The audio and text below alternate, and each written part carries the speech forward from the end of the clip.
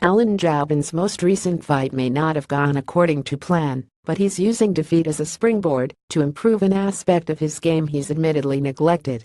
Jouban 156 MMA, 64 UFC, who was recently on a 51 UFC run, suffered a first-round knockout loss to Nico Price at UFC Fight Night 114, which took place in August at Mexico City Arena in Mexico.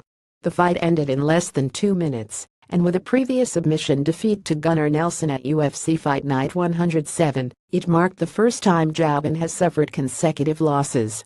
Prior to succumbing to Price's strikes in speedy fashion, Jouban said he was feeling as confident as ever. The setback forced him to reevaluate. "Obviously coming off a loss in my last fight, it was very disappointing," Jouban told McJunkie. "I felt so prepared. I felt in the locker room warming up for that fight like I was going to do something special. I just got caught early. I didn't get to show everybody what I had.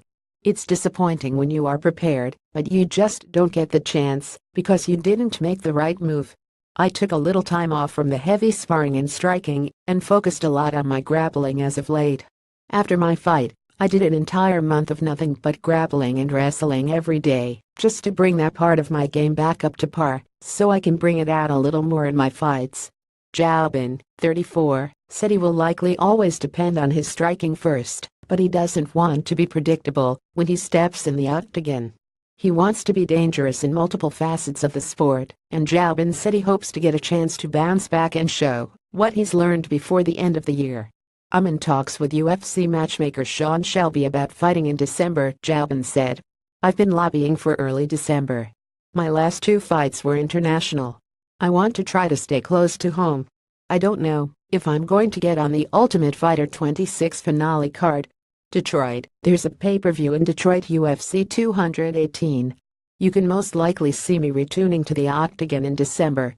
What type of opponent does Jouban want, though his recent fights have ranged from ground specialists to knockout artists to straight brawlers? Jouban said he is not picky when it comes to opponents, and never has been, so whatever type of challenge the UFC deems most appropriate, he said he's ready to face it. "No names in mind as of now," Jouban said.